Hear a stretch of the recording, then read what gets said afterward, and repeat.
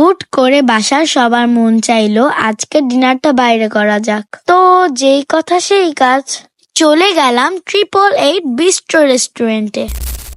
Hello everyone, আসসালামু আলাইকুম। আমি আমার ফুপ্পির মা বলছি। আজকের ভয়েস ওভারটা আমি শেয়ার করব। 888 বিস্ট্রো রেস্টুরেন্টটি শাওরাপাড়া মেট্রো স্টেশনের পাশে অবস্থিত। এখানকার পরিবেশ খুবই ভালো ছিল। ঢোকার সাথে সাথে আমি আর আমার ভাই খুশি হয়ে গেলাম প্লে জোন দেখে। আমরা সবাই ভেবেছিলাম আমার ভাই ফাইয়াজ অনেক ভয় পাবে, কিন্তু না, মাশাআল্লাহ সে খুব এনজয় করছিল। ট্র্যাম্পলিং থেকে সে নামতেই চাচ্ছিল না। এরপর ফুপি আমার স্লাইডে ওঠার ক্লিপ নিচ্ছিল।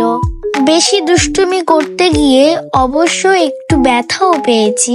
থাক, এটা কোনো ব্যাপার না। এরপর ফুড টেস্ট করার জন্য আমরা রুফটপ বেছে নিয়েছিলাম। উপরে উঠতে উঠতে আমরা বেবি প্যারট দেখেছিলাম।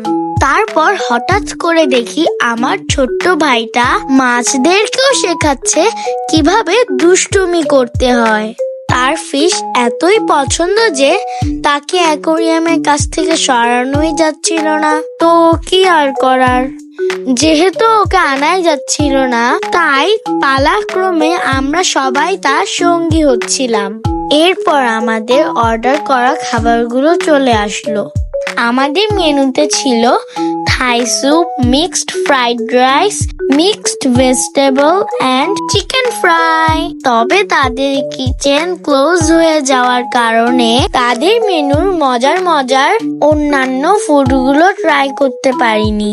সবার কাছে সবকিছু ভালো লাগলেও আমার কাছে সবচেয়ে বেশি ভালো লেগেছে চিকেন ফ্রাই। তবে হ্যাঁ, আমরা ফুড ট্রাই করার চেয়ে সবাই ব্যস্ত ছিলাম আমার ছোট্ট দুষ্টু ভাইটাকে নিয়ে। সে তো কিছু খাচ্ছিলই না, সাথে আমাকেও খেতে দিচ্ছিল না। ওহো, আমি তো বলতেই ভুলে গিয়েছি, সেদিন আমরা অ্যাপেল মোহিতো ট্রাই করেছিলাম। এটাও বেশ মজার ছিল।